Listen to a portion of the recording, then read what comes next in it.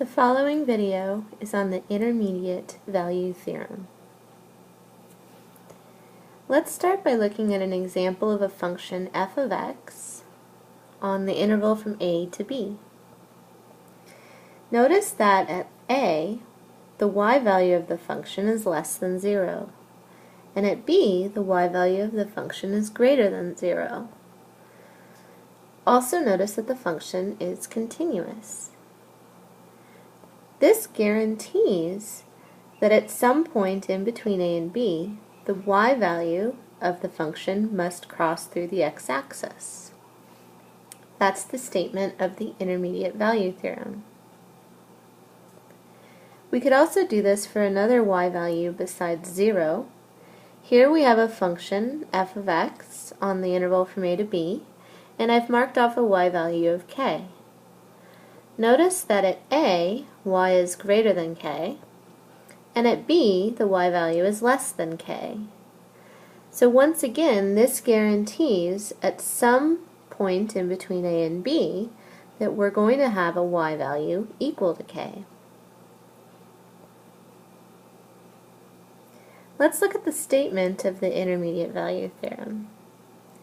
It says if f is continuous on the closed interval from a to b, and f of a is less than or equal to k and less than or equal to f of b, or f of b is less than or equal to k and less than or equal to f of a, then there is a c value in between a and b such that f of c equals k. This is exactly what we saw on the last slide. The hard part, though, is finding the value of c exactly. Notice that the intermediate value theorem does not tell us how to find c, it just tells us that c exists. Let's look at an example of how we might use the intermediate value theorem. Let's show that f of x equals x to the fourth plus 5x minus 3 has a root in the interval from 0 to 1. What we mean by a root is that the y value is 0, or in other words, it's an x-intercept, or it crosses the x-axis in between 0 and 1. So we're going to let our k value be 0, because that's the value we're looking for. Notice that f is continuous because it is a polynomial, and we know that f of 0 is equal to negative 3, and f of 1 is equal to 3. I just plugged in the two endpoints. And notice that one of those values is less than my k value, and the other value is greater than my k value. So, by the intermediate value theorem, we know that there must be a value c in between 0 and 1, such that f of c equals 0, which is what we were looking for. You don't have to find the value of c, you just have to show it exists. Let's look at another example. Let's show that there is a positive number, c, such that c squared equals 2, using the intermediate value theorem. This is showing the existence of the square root of 2 as a real number.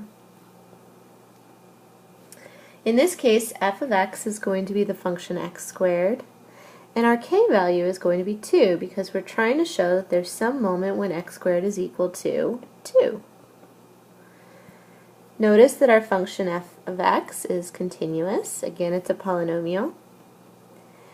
And now we actually have to find some endpoints. I'm just guessing that 0 and 3 might work, and it turns out that if I plug in 0, the value is less than or equal to my k, and if I plug in 3, the value is greater than or equal to my k. So, again, by the intermediate value theorem, we know that there is a c in between 0 and 3, those are my x values, such that c squared equals 2. My question for you is, are there other values besides 0 and 3 that I could have used that would still work for the intermediate value theorem? Think about that and come ready to talk about it in class.